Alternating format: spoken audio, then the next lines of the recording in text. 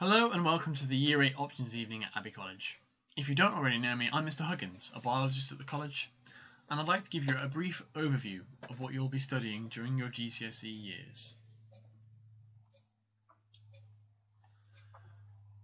You'll study biology, chemistry and physics over the next 3 years, building on the knowledge you've already gained here. I'd like to run through the course very briefly with you now. This year in biology, you'll have covered breathing and digestion, variation and inheritance, and you'll have started some plant biology. Next year, you'll start by studying cells, the building blocks of life, and how they make up organs and organisms. This will lead into the study of disease, the heart, and the circulatory system. In year 10, you'll move on to study energy transfers in biology, through respiration, through photosynthesis, and you'll advance your knowledge of disease by studying vaccination, immunity, and then you'll be introduced to the topic of genetics. In your final year, year 11, you'll relate genetics to modern-day farming techniques and to the theory of evolution by natural selection, made famous by Charles Darwin. In your chemistry, this year you'll have covered the periodic table of elements, you'll have looked at some of the types of chemical reactions that can occur. And the GCSE in chemistry will take you through each of these topics in more detail.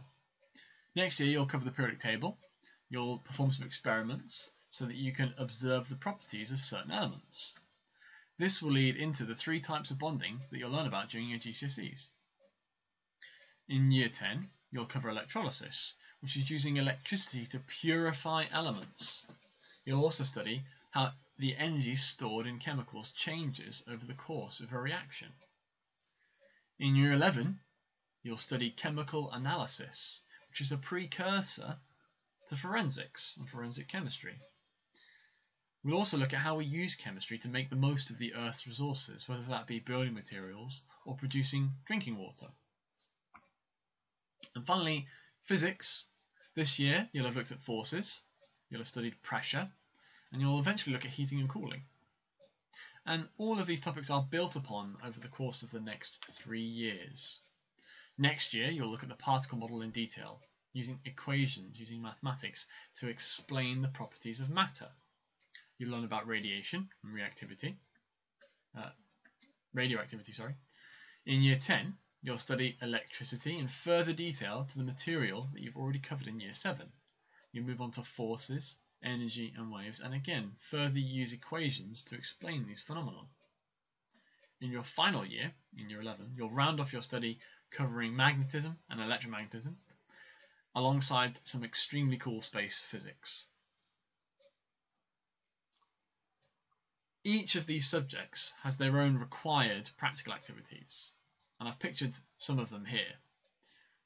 And there are over 25 different required practical activities related to this programme of study, and over the course of the 3 years we'll have the opportunity to experience all of them.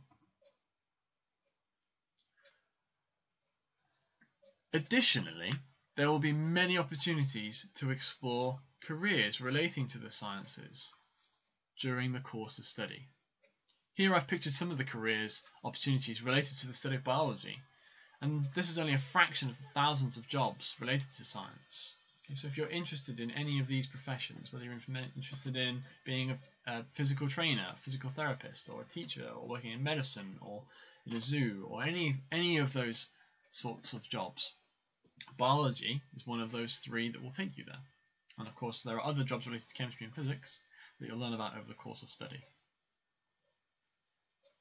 This was only a brief snapshot into science at Abbey College, and if you want any more information on any more of the topics, please feel free to contact either myself or my colleagues, Madam Ward, Madam Batchford or Mr Hodges, for more information.